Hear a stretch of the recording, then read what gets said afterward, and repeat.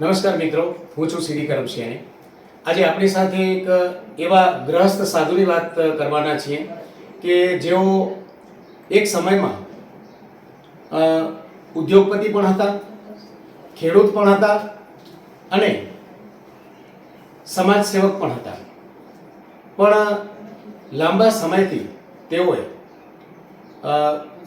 ગ્રહસ્થ જીવનની સાથે સાધુ જીવન અપનાવ્યું છે, આશ્રમમાં રહે છે, સમાજ સેવા કરે છે.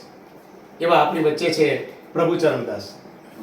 નમસ્કાર પ્રભુ ચરણદાસ સાહેબ. નમસ્કાર. હું તમને સાહેબ એટલા માટે કહીશ કે મને તમારામાં બે વ્યક્તિના દર્શન થાય છે. વાહ. તો આપ યુવાનો માટે પણ મોટિવેશનલ સ્પીચ આપો છો, સમાજ માટે પણ મોટિવેશનલ સ્પીચ આપો છો. જી તમારા વિશે આપ જ કહો, આપના મુખે. જી નમસ્કાર આપ સૌને અને સીડી પટેલને. મોબાઈલ માધ્યમથી સમગ્ર સમાજને એક સંદેશો જ્યારે આપવાની વાત આપ કરો છો ત્યારે આમ તો હું શું કહું, પણ તેમ છતાંય મારું જીવન આ વસ્ત્રોમાં પારિવારિક પરંપરામાંથી ભણતર 8 ધોરણને પૂર્ણ કર્યા પછી કિસાનોની સાથે કિસાનનું કામ કર્યું, પરિવારમાં રહીને ધીરે ધીરે વેપારી તરફ ગયા, સમાજ સેવા કરવા ગયા અને સમાજ સેવા કરતાં કરતાં રાષ્ટ્રની સેવાની વાત આવી. રાષ્ટ્રીય સ્વયંસેવક સંઘમાં બહુ જ પૂર્વ કચ્છનું કામ કર્યું. વિશ્વ હિન્દુ પરિષદ સમગ્ર દેશમાં અને વિશ્વમાં કામ કરતી એવી સંસ્થામાં ઉત્તર ગુજરાત ગાંધીનગર વિભાગની બહુ મોટી જવાબદારી સંભાળી. બહુ સરસ. પાટીદાર સમાજમાં બાયડ કચ્છકડવા પાટીદાર સમાજની 1986માં સ્થાપના કરી, એના સ્થાપક પ્રમુખ બન્યા. સમાજની રીતભાત અને સમાજ વ્યવસ્થાના કાર્ય ઉપાડ્યા. ત્યાંથી ભુજમાં આવ્યા, કચ્છ જિલ્લા નર્મદા સ્કૂટરના ડીલર બન્યા અને ત્યાં 5/12/87 અમારા એમડી સાહેબના વરદ હસ્તે શોરૂમનું ઉદ્ઘાટન કર્યું. મને વચ્ચે કહેવાનું મન થાય કે જે તે વખતે આપણી પાસે એ સ્કૂટર હતું નર્મદા 150. જી હા. અને એ સ્કૂટરની એજન્સી આપણી પાસે હતી. જી. અને ખૂબ સ્કૂટરો ફર્યા કચ્છમાં. બિલકુલ. અને આપ એના કચ્છમાં લઈ આવવા માટે એના પ્રણેતા હતા. બહુ જ સારી વાત છે. અત્યારના સમયની વાત કરી, તાજેતરના આપનો એ ભૂતકાળ હતો, સરસ મજાનું તમે કામ કર્યું છે, સંઘમાં પણ કામ કર્યું હશે અને જે પણ ધર્મની સાથે રહીને કામ કર્યું છે. આપની ગાડીમાં એક નાનકડો એક બોર્ડ છે. હા. તો એ કયો હોદ્દો છે સંત સમિતિમાં આપણો? જી, છેલ્લા 25 વર્ષથી ભગવા કપડામાં ધન્યો ધન્યો ગ્રસ્તાશ્રમ ઋષિ પરંપરા લઈને હું અને મારા ધર્મપત્ની ઘર કુટુંબ પરિવાર સૌ કોઈ વ્યવસ્થા છોડીને દેશની રાષ્ટ્રની સેવામાં સમર્પિત અને હિન્દુ સમાજને જોડવા માટે, સનાતન પરંપરાઓને ફરી જગાડવા માટે કામ કરી રહ્યા હતા. એ કામને ધ્યાનમાં રાખીને અયોધ્યામાં 22 જાન્યુઆરી 2024ના જ્યારે ભગવાન શ્રી રામનું મંદિરનું નિર્માણ અને એ મંદિરની પ્રાણ પ્રતિષ્ઠા મહોત્સવમાં સમગ્ર ભારતમાંથી 4000 સંતોની પસંદગી થઈ. એમાં આપ સૌ વડીલોના, પૂજ્ય માવતરોના આશીર્વાદથી 1227મા નંબરનું આમંત્રણ આવ્યું. એ આમંત્રણમાં અયોધ્યા ગયા, ત્યાં દર્શન કર્યા, અલૌકિક ચેતનાઓ પ્રાપ્ત થઈ, જેના કારણે 31 જાન્યુઆરી 2024ના પાલનપુર ખાતે નાનો એક સંત સમાજની બેઠક હતી, એમાં મને બોલાવ્યા અને ત્યાં બહુ જ આપનું કામ અને આપની જે કંઈ પરંપરાઓ તમે ઊભી કરી રહ્યા છો સમરસતાની, એને ધ્યાનમાં રાખીને તમને એક પદ આપીએ છીએ. મેં કહ્યું ભાઈ હું તો પદ માટે બહુ નાનો છું અને આપ હવે જે નક્કી કરો તે. તો કે અખિલ ભારતીય સંત સમિતિ મોરબી જિલ્લા અધ્યક્ષની જવાબદારી તમને આપીએ છીએ. 31 જાન્યુઆરી 2024ના મને જવાબદારી આપી.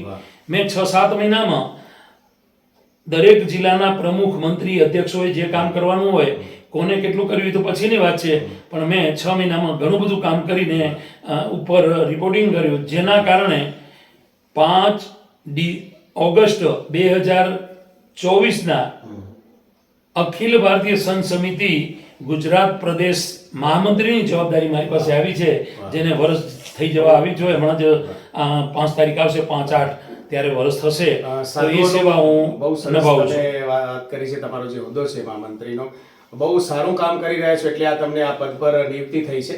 હવે મૂળ વાત એ છે કે તમારા ધર્મપત્ની સાથે છે. જી. તો તમારા સંતાનોમાં શું છે?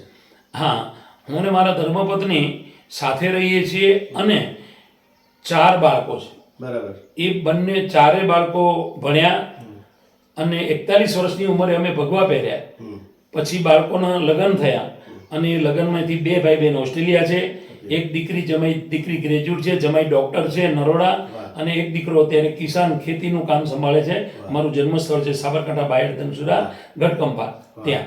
તો બહુ સરસ. તો તમે આ જે આ વેશમાં આવ્યા તો તમારા ધર્મપત્નીનો એમાં સંમતિ હોય, પણ એમને એવી ઈચ્છા ન હોય કે મારા દીકરા સાથે પૌત્ર પૌત્રી મારે રમાડવાના છે, તો એમને કેવી રીતે એવો વૈરાગ્ય તમે જગાડ્યો? જી, એ વાત ખરેખર હું વંદન કરું છું મારા ધર્મપત્નીને કે જ્યારે અમારા પિતાજીએ એવું કીધું કે ભારતની ધરતીમાં ઋષિ પરંપરા હાવ લુપ્ત થઈ રહી છે, પરણેલા સાધુ ને સાધ્વી સાથે રહે, જંગલમાં રહે, સમાજ માટે કામ કરે, એવું નીચું જઈ રહ્યું છે, તો તમારે બંનેને સાધુ થવું જોઈએ. અને એ 24 વર્ષની ઉંમરે પિતાજી અમને સંકલ્પ લેવડાયો. ત્યારથી મારા ધર્મપત્નીને તૈયાર કરતે એમને પણ સંમતિ આપી કે કાંઈ વાંધો નહીં, બાળકો એની રીતે મોટા થશે, મોટા ભાઈ છે, નાના ભાઈ છે, અને આપણે સાધુ જીવન જીવતા સમાજની, રાષ્ટ્રની, હિન્દુ સમાજની સેવા કરવા સાથે હું આવીશ. એને મને સંમતિ આપી. ત્યારે અમે 10/8/2002 રાઈટ એક સાથે સજોડે ઘર છોડ્યું. વાહ, બહુ સરસ. તમે જ્યારે આટલો મોટો ગોલ લઈને ફરો છો સમગ્ર સનાતન ધર્મ માટે, ત્યારે જ્ઞાતિની વાત કરવી તો બહુ સંકુચિતતા ગણાય, પણ તે છતાં તમે જ્ઞાતિના પણ ઘણા બધા ધર્મ સભાઓમાં જાઓ છો, સામાજિક સભાઓમાં જાઓ છો, એવા મેળાવડામાં પણ જાઓ છો જ્યાં તમે તમારી વાત રજૂ કરો છો. તો પાટીદાર જ્ઞાતિમાં અત્યારે એટ પ્રેઝન્ટ વર્તમાન સમયમાં શું સ્થિતિ છે અને તમે શું સંદેશ લઈને જાઓ છો?